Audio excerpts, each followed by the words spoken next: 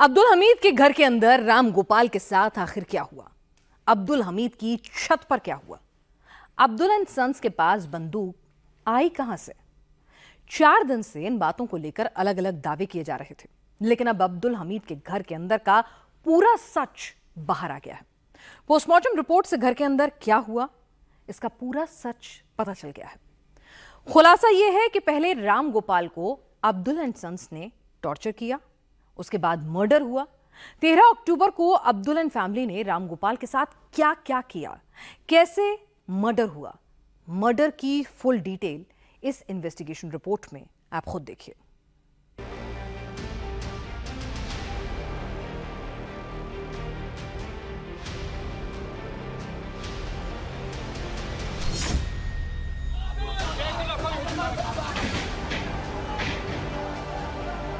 गला काटा गया, नाखून प्लास से खींचे गए और गोली मतलब पूरे सीने पे लगी थी। कम से कम लगी थी 22-23 गोली।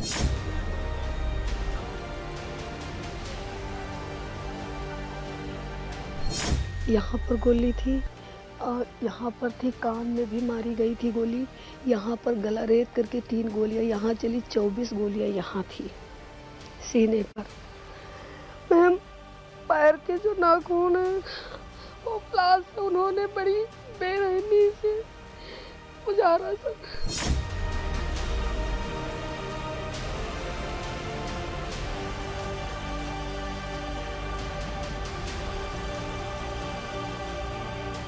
उस पे छत पे बोतल, ईंटा, अद्धा सारे कुछ मिले हुए थे। उसको घसीट के ले गए, अंदर उसको गोली मारी गई।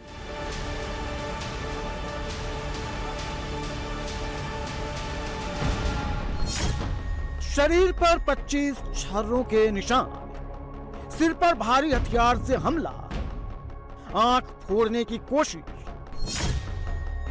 नाखून उखाड़ने की कोशिश, चेहरे से लेकर सीने तक चोट ही चोट। 13 अक्टूबर को बहराइच में सिर्फ राम गोपाल मिश्रा का मर्डर ही नहीं हुआ, सिर्फ राम गोपाल को बस गोली ही नहीं मारी गई, बल्कि अब्दुल एंड सन्स ने मर्डर से पहले राम गोपाल को बुरी तरीके से टॉर्चर किया। हत्या से पहले राम गोपाल के साथ बर्बरता हुई। अब्दुल हमीद और उसके बेटों ने क्रूरता की सारी लाइन क्रॉस कर दी।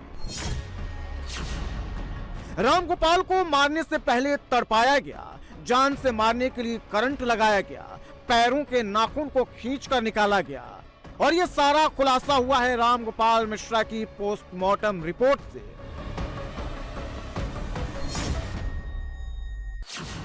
पोस्टमार्टम रिपोर्ट में यह लिखा गया है कि राम गोपाल की हत्या बहुत ही बेरहमी से हुई है। उसके सिर से लेकर पैर तक इंजरी के निशान है। राम गोपाल को 12 बोर के असलहे से गोली मारी गई। उसके शरीर पर पोस्टमार्टम रिपोर्ट के 25 से ज्यादा छर्रों के निशान मिले हैं। बाईं आंख पर नुकीले हथियार से हमले का जिक्र है। सिर पर भी किसी भारी चीज से हमले की बात कही गई है। अब्दुल एंड सन्स ने इतना टॉर्चर किया कि राम गोपाल की बॉडी से बहुत ज्यादा खून बहने लगा।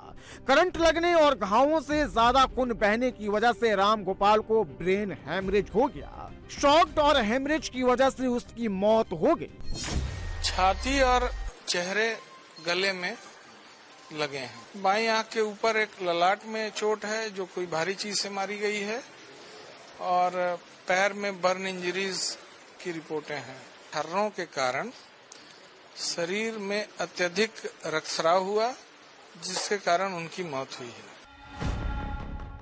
पोस्टमार्टम रिपोर्ट में 12 बोर के बंदूक से गोली मारने की बात कही गई है। अब्दुल हमीद के पास 12 बोर के सिंगल बैरल की लाइसेंसी बंदूक है। गोली अब्दुल का बेटा सरफराज ही चला रहा था। इस बात का खुलासा पहले ही हो चुका है, लेकिन मर्डर की प्लानिंग पहले से थी।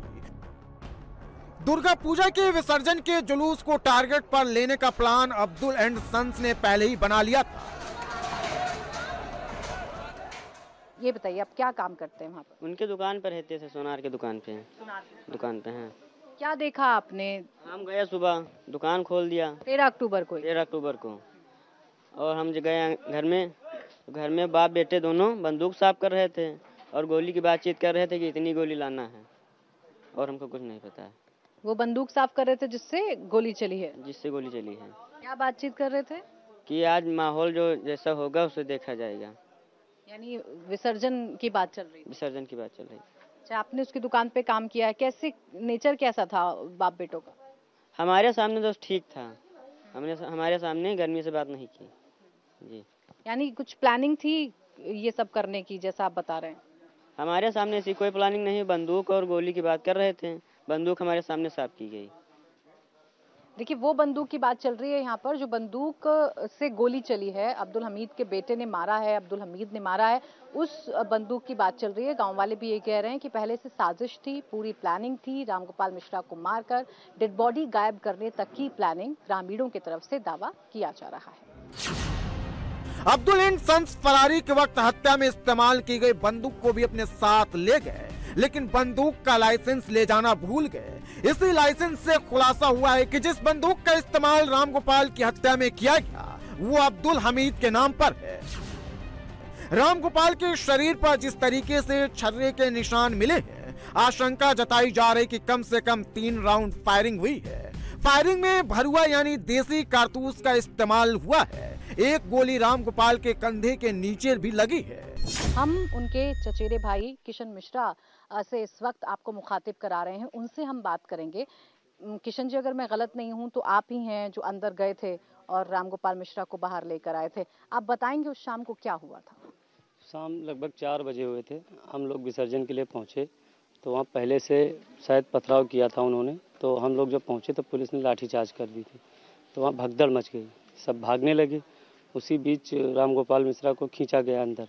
जब तक हम पहुँचे तब तक उनको खींच लिया गया और प्रशासन जो वहाँ थी वो हम लोगों को अंदर जाने नहीं दे रही थी। जब तक हम अंदर पहुँचे तब तक बुरी तरह क्षतिग्रस्त हो चुका था वो। जब उसके पास हम पहुँचे तब लहूलुहान पड़ा हुआ था वो। जब उसे उठाने के लिए हम पहुँचे तो फायरिंग हम पर भी चालू हुई। 3-4 राउंड फायरिंग हम पे भी की गई। किसी तरीके से हम 3-4 लोग थे निकालने वाले, किसी तरीके से उसको बाहर निकाल कर लाए। वहाँ पर पहुँचे उस घर में, उस वक्त अब्दुल हमीद आपको कौन फायरिंग कर रहा था? अब्दुल हमीद का लड़का, वो फायरिंग कर रहा था। रिंकू, वो फायरिंग कर रहा था। हाँ। और अब्दुल हमीद वो भी साथ में खड़ा था।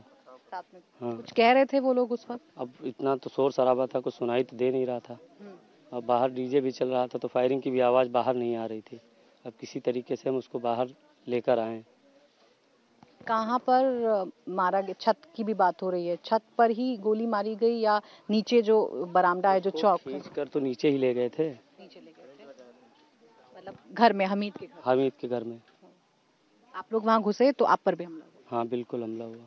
क्या क्या हुआ आप लोगों के साथ? फायरिंग हुई हम लोगों के साथ। एक छोटा भाई था हमारा, जब और एक हमारा दोस्त भी था साथ में। जब हम लोग वहाँ ऊपर पहुँचे हैं तो वहाँ फायरिंग बराबर वो फायरिंग हमारे ऊपर भी कर रहे थे। तो एक छोटा भाई था हमारा, उसने जब एक पत्थर मारा है, जब उनके हाथ से उनका असलाह गिरा है तब किसी तरह हम उसको निकाल पाए हैं बाहर, नहीं तो उन्होंने फायरिंग बंद नहीं की थी।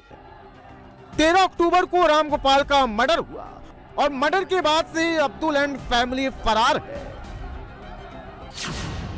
अब्दुल हमीद, उसकी बीवी और उसके 3 बेटे सरफराज, फहीम और बबलू 4 दिनों से अंडरग्राउंड है। आशंका जताई जा रही कि ये सब नेपाल में है। नेपाल जाने की पीछे 3 वजह है। एक तो अब्दुल हमीद का भाई नेपाल में रहता है, दूसरा अब्दुल के बेटे सरफराज का ससुराल भी नेपाल में है और तीसरा ये कि नेपाल में भी अब्दुल हमीद का सराफा का धंधा है। बहराइच के महसी से नेपाल की दूरी 60 किलोमीटर की है। इस रूट में 3 पुलिस थाने, एक एटीएस थाना, एलआईयू, आईबी और सशस्त्र सीमा बल की चौकी पड़ती है। हिंसा के दिन से ही पुलिस आरोपियों की तलाश में जुटी हुई है, लेकिन अब्दुल एंड फैमिली पुलिस को चकमा देकर नेपाल कैसे पहुंच गई, इसे भी समझ लीजिए। अब तक की जांच से जो पता चला है वो ये कि मर्डर के बाद फरारी की प्लानिंग अब्दुल एंड सन्स ने पहले ही कर रखी थी। रामगोपाल की हत्या के बाद बहराइच में अफरा तफरी और हिंसा का माहौल बन गया था। अब्दुल एंड सन्स इसी का फायदा उठाकर फरार हो गए। हत्या को अंजाम देने के बाद अब्दुल एंड सन्स सबसे पहले बेहड़ा गए। यहाँ वो एक दिन रुके, इसके बाद वो अपने बड़े बेटे पिंटू के यहाँ पहुँचे। पिंटू रुपईडीहा में रहता है, जहाँ उस पर एक क्रिमिनल केस दर्ज है। रुपईडीहा नेपाल बॉर्डर से एकदम सटा हुआ इलाका है। इसी के बाद एक एक करके Abdul and family Nepal border में एंटर हो गई। पुलिस ने पकड़े गए आरोपियों की पूछताछ के हिसाब से कई जगहों पर दबिश दी थी।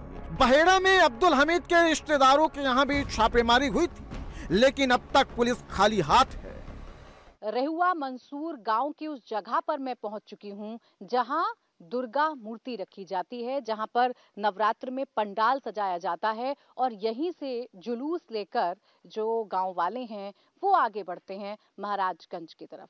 ये वो पूरा एरिया है, माताजी का स्थान यहाँ पर है, ये माताजी का स्थान है, यहीं पर माँ दुर्गा का पूरा पंडाल सजता है और यहीं से शुरुआत होती है जुलूस की और फिर पूरे गांव को पार करते हुए ये जुलूस महाराजगंज की तरफ आगे बढ़ता है, उस जगह की तरफ बढ़ता है जहां पर ये पूरा विवाद हुआ था। एक बार आप ये पूरा एरिया देख लीजिए, पूरा गांव आप देख लीजिए।